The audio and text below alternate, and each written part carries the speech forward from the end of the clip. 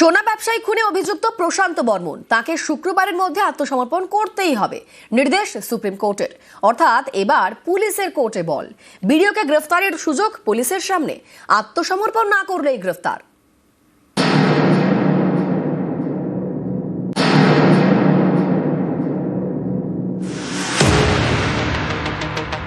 প্রশান্ত বর্মন জলপাইগুড়ির রাজগঞ্জের ভিডিও। সল্টলেকের দত্তাবাদের সোনা ব্যবসায়ী খুনে অভিযুক্ত।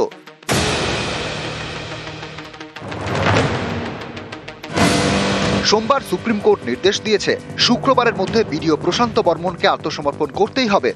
অর্থাৎ বল এবার পুলিশের কোর্টে। বিধাননগর পুলিশ রাজগঞ্জের ভিডিওকে গ্রেপ্তারের সুযোগ পেয়ে গেল। শুক্রবারের মধ্যে ভিডিও আত্মসমর্পণ না করলেই গ্রেপ্তার করতে পারবে পুলিশ।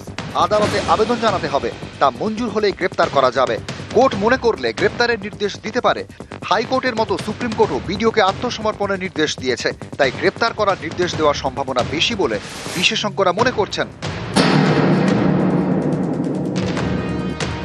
গত 30শে অক্টোবর নিউটাউনে যাত্রাগাছি থেকে সোনা ব্যবসায়ী স্বপন কামিল্লার দেহ উদ্ধার হয়। জলপাইগুড়ি রাজগঞ্জের ভিডিওর বিরুদ্ধে খুনের অভিযোগ দায়ের করে নিহতের পরিবার। নিজেকে বাঁচাতে বারবার চেষ্টা করেন ভিডিও। নিম্ন আদালত, হাইকোর্ট, সুপ্রিম কোর্ট কিছুই বাদ যায়নি। আগেই প্রশান্ত বর্মনের আগাম জামিন খারিজ করে দেয় কলকাতা হাইকোর্ট।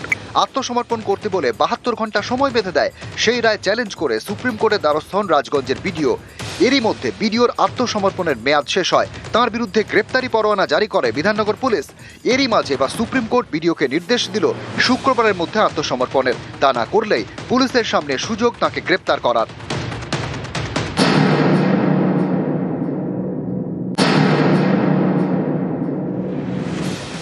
এখন রাজ্যে এসআইআর চলছে।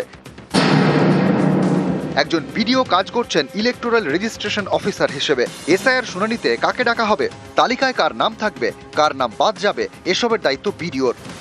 কাজে ভুল হলে ভিডিওর বিরুদ্ধে কড়া পদক্ষেপের হুঁশিয়ারি দিয়েছে নির্বাচন কমিশন।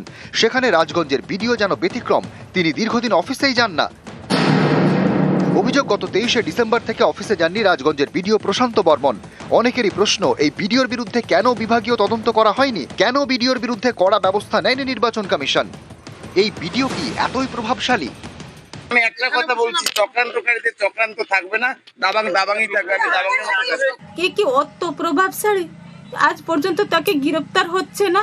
আমি চাই তাকে গ্রেফতার করতে, কঠোর শাস্তি দিতে চাই।